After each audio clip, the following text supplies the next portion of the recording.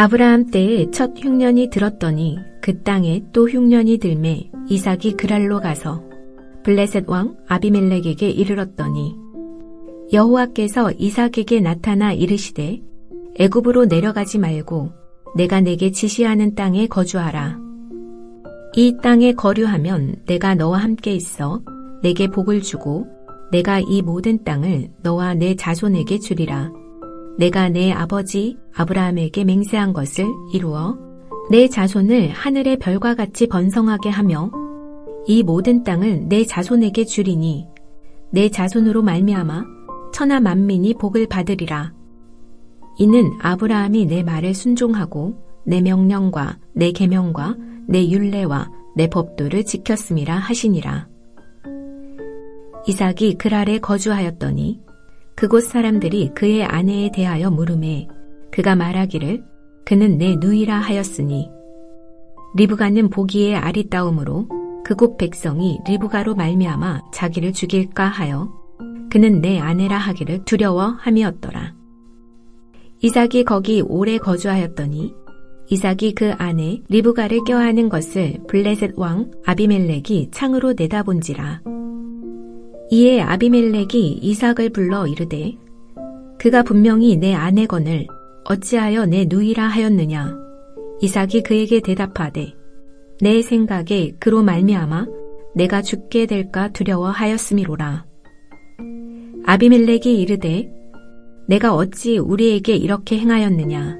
백성 중 하나가 내 아내와 동침할 뻔하였도다. 내가 죄를 우리에게 입혔으리라. 아비멜렉이 이에 모든 백성에게 명하여 이르되 이 사람이나 그의 아내를 범하는 자는 죽이리라 하였더라. 오늘 본문 1절은 아브라함 때에 첫 흉년이 들었더니 그 땅에 또 흉년이 들매 라는 말로 시작합니다. 첫 흉년이라는 것은 아브라함이 가나안에 왔을 때 처음 경험했던 대기근으로서 이와 유사한 큰 흉년이 이삭 때에도 또다시 일어났다는 것입니다. 이런 점에서 약속의 땅에도 기근은 찾아오며 아브라함뿐만 아니라 이삭에게도 반복되고 있습니다. 세상 사람들처럼 그리스도인들 역시 이 땅에 사는 동안 고난을 피할 수 없음을 보여주고 있습니다. 그러므로 성도는 고난 없는 삶을 기대할 것이 아닙니다. 그것보다는 고난을 어떻게 극복할 것인지에 대하여 생각하고 훈련될 필요가 있습니다. 가나안에 큰 흉년이 오자 벨라하로이에 거주하고 있던 이삭은 블레셋 왕 아비멜렉이 다스리던 그랄로 내려갔습니다. 이삭이 이곳으로 이동한 것은 그곳에 머물기 위함이 아니라 상황을 살핀 후에 애굽으로 내려가기 위함이었습니다. 그래서 2절에 하나님은 이삭에게 나타나서 이렇게 말씀합니다. 애굽으로 내려가지 말고 내가 내게 지시하는 땅에 거주하라. 이것은 창세기 12장에서 하나님이 아브라함에게 명령하셨던 내가 내게 보여줄 땅으로 가라는 말씀과 동일합니다. 이삭은 자기 마음대로 사는 것이 아니라 아브라함처럼 하나님의 부르심과 인도를 따라 살아가야 함을 보여주고 있습니다. 그래서 이어지는 3절에서 5절까지의 말씀은 아브라함에게 주신 언약의 핵심으로서 이삭에게도 재확정해 줍니다. 모든 땅을 이삭과 그 자손에게 줄 것이고 내 자손을 하늘의 별과 같이 번성하게 할 것이며 내 자손으로 말미암아 천하 만민이 복을 받게 될 것이라고 천명합니다. 하나님은 이 약속을 이삭에게도 맹세하시면서 아브라함처럼 이 언약대로 살 것을 요구합니다. 이삭 역시 순종함으로 명령과 계명과 율례와 법도를 지키는 아브라함의 길을 걸어가라는 것입니다. 흉년이라는 고난을 만나자 이삭은 본능적으로 풍요로운 애굽으로 내려가려고 했습니다. 사람이라면 누구나 더 안전한 곳으로, 더 좋은 곳으로 가려고 하는 것은 지극히 당연한 일입니다. 그러나 여기에 대하여 하나님은 약속의 땅에 그대로 머물면서 아브라함에게 주신 언약을 따라 사는 방법을 제시합니다.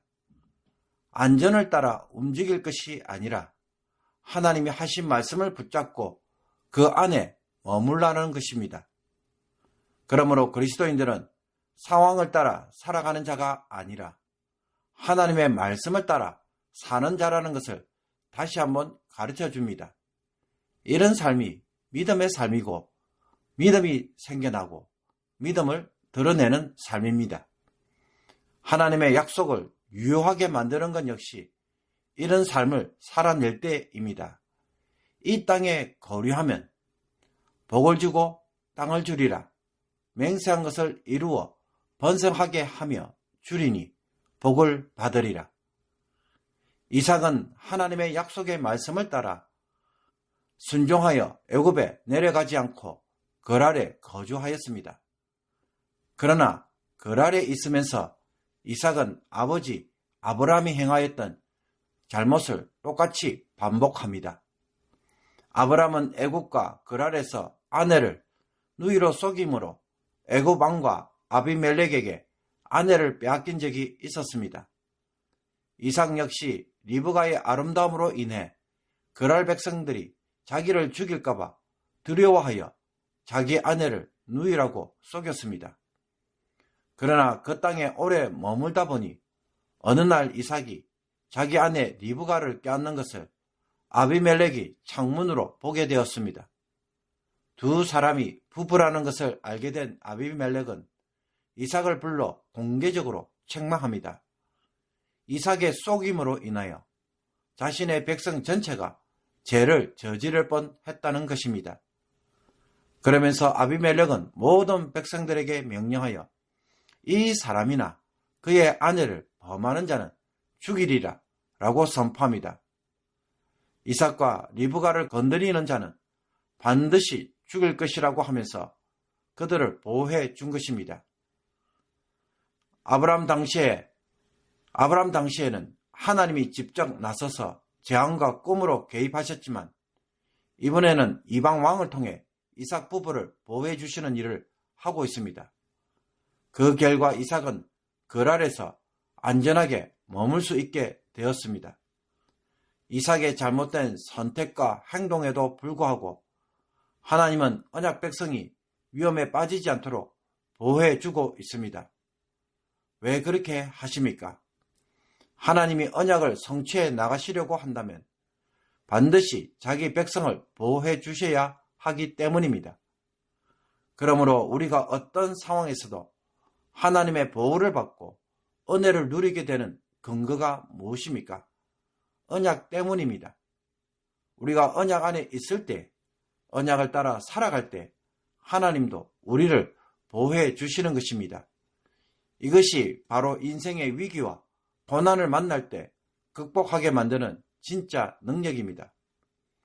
그런데도 우리는 자꾸 상황을 해결하는 것에 먼저 초점을 두다 보니 언약이나 말씀은 늘 뒷전에 둡니다. 지금 하나님이 도와주시면 나중에 말씀대로 살아가겠다고 하면서 우선순위에서 빼버립니다. 어릴 때일수록 하나님 앞에서 더 바로 서고 말씀대로 사는 일에 더욱 힘써야 합니다. 도우시는 은혜는 우리가 언약 안에 있을 때에 나오기 때문입니다. 마음의 두려움을 이삭은 자신의 꾀로 해결하려고 했습니다. 그러나 이삭의 꾀가 자신과 리브가 심지어 아비멜렉의 백성들에게도 큰 위기를 가져올 뻔했습니다. 인생의 문제를 푸는 것이 아니라 더 꼬이게 만든 것입니다. 현실적으로는 전혀 답처럼 보이지 않지만 하나님의 말씀대로 사는 것에서 진짜 문제가 풀린다는 것을 다시 한번 기억하고 순종하는 성도가 되기를 원합니다. 이삭은 아버지 아브라함의 실수를 반복하고 있습니다.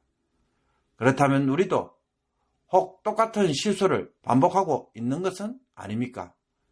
이번에는 그렇게 살지 말라는 음성으로 듣고 말씀 안에 거함으로 답을 찾고 그 은혜를 입는 성도가 되기를 주님의 이름으로 축복합니다. 기도 드리겠습니다. 하나님 아버지, 아브라함과 이삭이 저지른 잘못을 저희들도 똑같이 범할 때가 너무나도 많습니다. 용서하여 주옵소서.